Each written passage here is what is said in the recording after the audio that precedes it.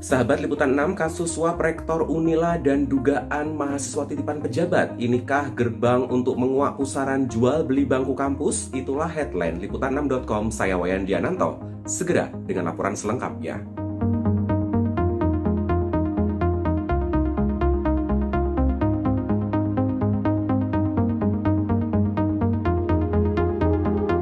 Dalam sidang dengan terdakwa Andi Desviandi, Rektor Universitas Lampung atau Unila Karomani mengaku berkomunikasi langsung dengan sejumlah wali calon mahasiswa baru yang minta bantuan agar kerabat mereka diterima di kampusnya. Sejumlah wali ini termasuk pejabat dan tokoh publik. Karomani menyebut sejumlah pejabat dan tokoh menghubungi langsung untuk titip anak hingga saudara kepadanya agar diterima sebagai mahasiswa Unila. Pengakuan ini terdengar dalam persidangan kasus suap calon mahasiswa baru di Pengadilan Tindak Pidana Korupsi Tanjung Karang, Bandar Lampung, 30 November 2022. Sejumlah nama tokoh yang terseret diantaranya pemilik saham Rumah Sakit Urip Sumoharjo Mahfud Suroso, politikus Utut Adianto, hingga Menteri Perdagangan Zulkifli Hasan. Sejumlah pejabat dan tokoh publik diduga menitipkan anak atau saudara mereka ke Unila melalui Mualimin dan Budi Sutomo. Setelah calon mahasiswa titipan diterima, Karomani menerima infak dari para penitip. Ia berdalih tak pernah menetapkan nominal tertentu untuk berinfak jika calon mahasiswa titipan telah diterima. Merespons pengakuan ini, KPK bakal memanggil Wakil Ketua Komisi 1 DPR RI fraksi PDI Perjuangan Utut Adianto.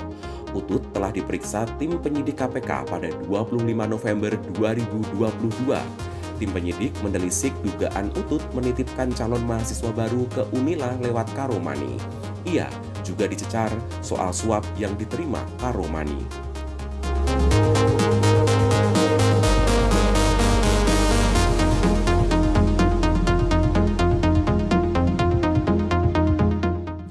Zulkifli Hasan disebut ikut menitipkan seseorang untuk dimasukkan ke Fakultas Kedokteran Unila saat penerimaan mahasiswa baru 2022. Karomani menuding penitipan dilakukan melalui Ketua Asosiasi Pengusaha Indonesia Lampung, Ari Meizari Alfian. Calon mahasiswa itu berinisial ZAG. Ari memberitahu Karomani, calon mahasiswa baru ini titipan Zulhas. ZAG memberikan infak setelah lolos. Soal nominal, Karomani mengaku tak tahu karena yang menerima adalah orang kepercayaannya yakni Mualimin. Dalam sidang, Jaksa Penuntut Umum dari KPK memperlihatkan bukti nilai ZAG hanya 480 tapi tetap bisa masuk Unila. Nilai tersebut di bawah standar yang seharusnya 500 ke atas. Karomani lagi-lagi berdalih baru tahu fakta ini setelah penyidikan karena sebelumnya tidak pernah mengecek. Atas tudingan menitipkan keponakan lewat jalur curang, Zulkifli Hasan menegaskan tak punya keponakan yang mendaftar maupun kuliah di Unila. Ketua Umum Partai Amanat Nasional itu menegaskan tidak pernah mengenal Rektor Unila Karomani.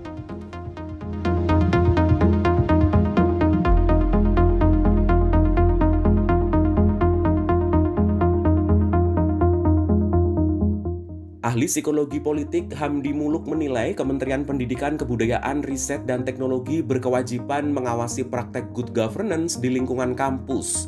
Integritas rektor juga harus dijaga demi marwah dunia pendidikan tinggi Indonesia. Para rektor wajib mengacuhkan pejabat yang ingin memasukkan keluarga mereka di kampus tertentu.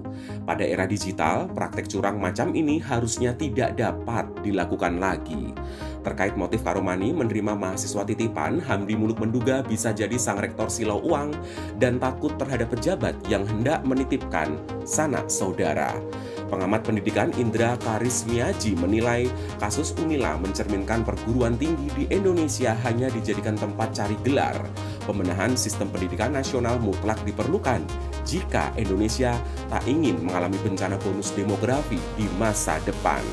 Problem ini tidak bisa dipandang sebelah mata lantaran kini tujuan bernegara sudah menjauh dari yang diamanatkan para pendiri bangsa. Indra memastikan kejadian serupa akan terulang lagi jika tidak ada perubahan dalam sistem pendidikan nasional.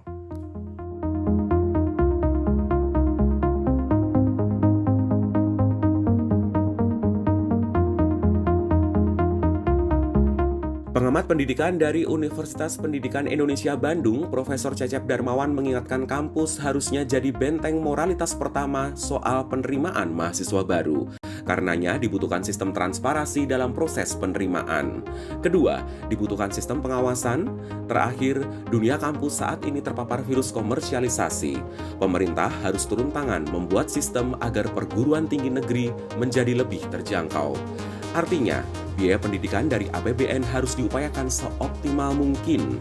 Cecep menduga jalur mandiri menjadi tempat empuk bagi para oknum untuk mendulang cuan dari calon mahasiswa yang tidak lolos ujian tes masuk perguruan tinggi. Ia mengusulkan agar jalur tersebut ditutup. Praktek titip calon mahasiswa jika dibiarkan akan memunculkan kekhawatiran bagi generasi Indonesia di masa depan. Sistem pendidikan yang buruk akan menghasilkan generasi busuk dari sisi karakter.